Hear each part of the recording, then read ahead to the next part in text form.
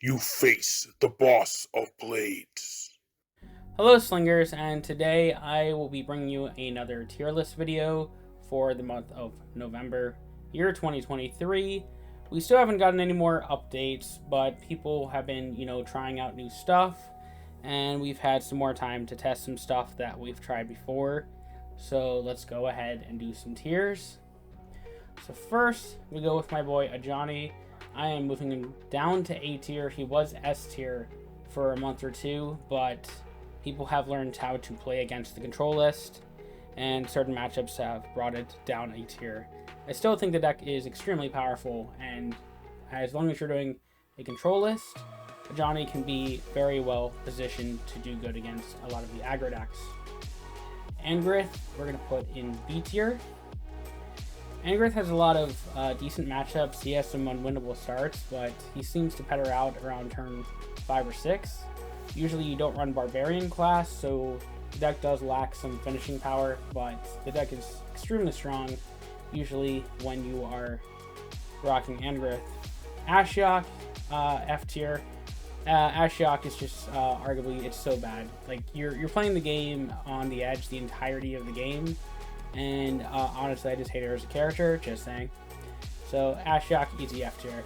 Chandra, A tier, a lot of strong Chandra players out there. Shout out Wolf Girl and maybe a couple other people, but yeah, she can't get off Chandra. Chandra is very strong. They deal 5 damage at the start of the game. Having all the haste creatures and burn to the face makes Chandra never really run out of too much gas and can end the game very, very quickly. So Chandra definitely earns her A tier here. Davriel, we're going to put B tier. He's a very difficult deck to play correctly. We haven't actually been dabbling into builds with him recently, but he is very strong. But there are some decks, including a lot of the S tier decks, that can just run him over without particularly caring about him self-hurting. If anything, could actually hamper it. For instance, Davriel versus Chandra.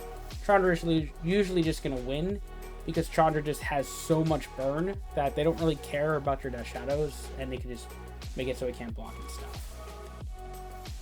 Domri, I'm going to have to put A tier. Domri has won, I believe, 2 of our tournaments for Mythic League now, and it's very strong deck. We've had Gaia's Cradle kind of thing where they just wind up going into like Lava Waves and Crater Hosts very early. Domri has a very strong game that is close to what some of the S tier decks do, but also, it is a creature deck, so it does have to be able to push for damage and get out the gate quick. Drist, we are actually going to put in A tier as well.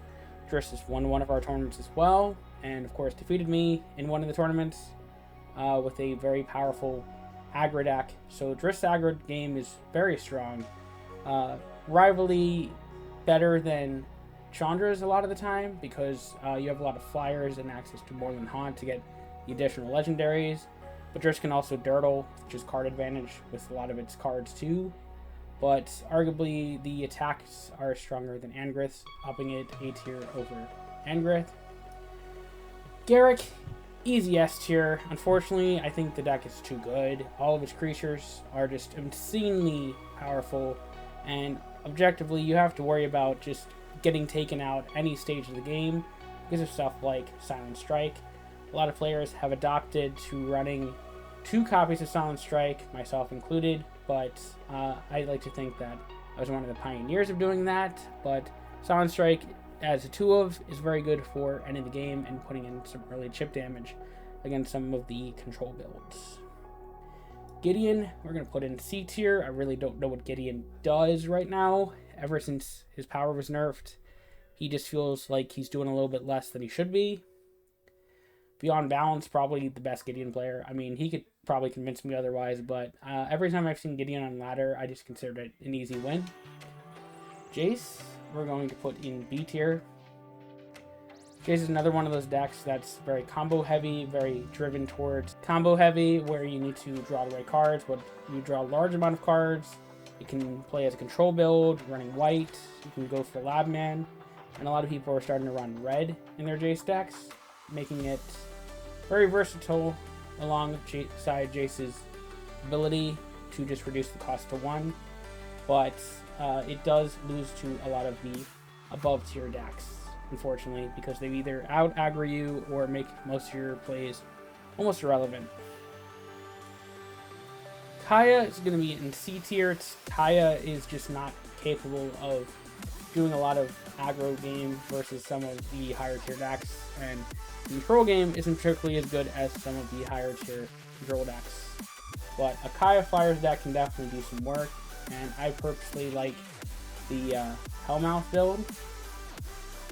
Kiora, we're going to put in B tier. Basically, it just does worse Nissa, but there are some people out there like Knight that are dabbling into Kiora, and it can do stuff. Like, it gets access to negates. There's a Omnath build I've been working on, Omnath OTK, where you use no creatures above 3 except Omnath to guarantee an Omnath, and it's pretty good. I might think that Epitome of Might might work too, because you can Eldritch into either Omnath or Epitome of Might, and it's really hard to lose from that point. Liliana. Liliana is still A tier. I can't really qualify it as S tier. There are counters out there, and it does suffer a bit from consistency. But as you all know, Liliana is one of my favorite decks, and there are just some starts where you just get like a turn 3 Zombify, and your opponent just can't beat you. So Liliana, definite A tier. So then we're gonna have Nahiri. Nahiri is also one of the strongest aggro decks. So Barbarian class Nahiri, it's very predictable, but it can definitely do work. And there are people that have forgone Barbarian class, such as Nona, and even hit number 1 on ladder, just aggroing people down and never having to play the 4-cost spell. Nissa, the most versatile deck in the metagame. You can run OTK, you can run aggro, you can run Caddy's Claws, you can run any number of Nissa deck, and it'll pretty much just be arguably better than a lot of other decks. You heal for ramping, and you want to ramp to play all the big stuff. Sometimes you do falter against the aggro decks if they're able to take you out before you're able to get anything relevant done, but sometimes you just have early game and they never beat you. New to S tier, we are putting Rao. I have figured out a Rao list that essentially it can beat just about every deck in the meta. It is a Barbarian class deck, and yeah, Rao is extremely strong. It's just been, people haven't really figured out a way to innovate it yet recently in a way that makes it better than other stuff that you could run. But one of the key cards I'm running is Imrith. Imrith usually is going in there for large amounts of damage, and he's just a 3-drop. And with Barbarian, he's usually triggering that off. The other card I'm running that's significant is Zozu. Zozu is just the best haste creature in the game, honestly, and I just love playing Zozu with Barbarian class, let's be honest. But Ral is extremely strong. If you try out American Ral, you won't be disappointed, trust me. Sarah. Sarah is going to go actually to B tier. Sarah is actually probably one of the best, probably tied maybe with Teferi for best control list. I personally think Sarah has a better early game, mainly because it has access to Watchwolf, among other things. And, I mean, I did win a tournament with Sarah. So, Sarah is extremely strong. I wouldn't recommend running a Paladin build, but it is a thing you could do. Golden Knight Harbinger OTK is a fun deck too. But Sarah control is still very, very strong. And I don't think that a lot of the aggro decks usually will beat Sarah. But Sarah does have a very tricky time against Nissa. And I don't think Sarah ever beats the new Rao deck.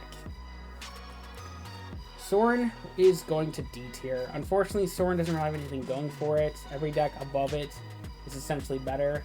And the only funny thing that it has is a decent matchup against Ashiok. It just tries to be an aggro deck and has like no way to maintain advantage. Fairy is going to go to B tier. Fairy is very strong when it comes to when it works, but a lot of time you'll have the wrong answers, or your opponent will play around your answers.